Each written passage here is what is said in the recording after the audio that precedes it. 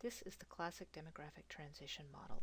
It is a theory or a modeled way of showing the relationship between births, deaths, and natural increase, and its relation to the economic development of a country or a place. So we start over here in the left in stage 1.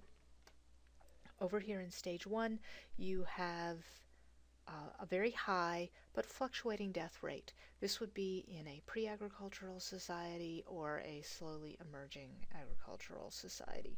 So basically, lots of people dying. Sometimes there'll be some starvation and they'll die more. Sometimes there'll be a little more food and they die less, so forth. Meanwhile, fertility rates are also very high but fairly stable. As a society progresses, becomes more agricultural, and there are more surpluses in agricultural products, death rate begins to drop. This is primarily at first a function of increased nutrition, and then slowly can be a function of other sort of positive gains that come from the development of a more agricultural and increasingly, here towards the bottom, industrial society.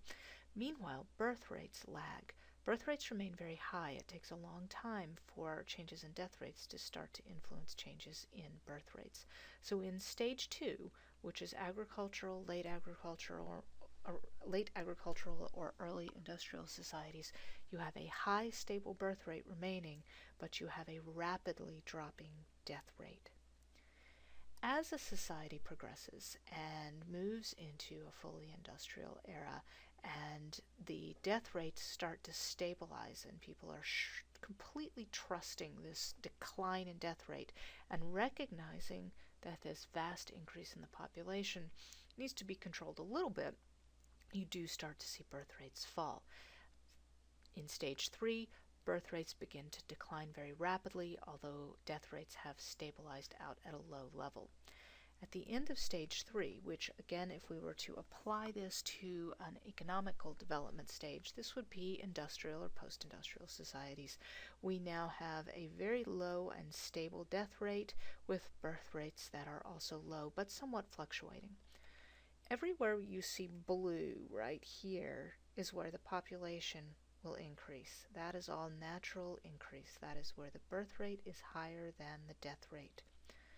So the demographic transition theory basically says that birth rates will only decline after death rates decline, and that most societies will evolve from high birth rates and death rates to low birth rates and death rates.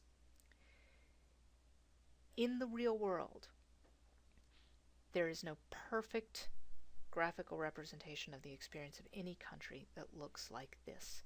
The demographic transition theory applies best to those countries that slowly moved through agricultural and industrialization, and the accompanying fall in death rates sort of occurred naturally as increases in nutrition, improvements in public health and sanitation, followed lastly by increases in technology and medical knowledge, led to reduced death rates, and birth rates falled as the desire to have smaller families for economic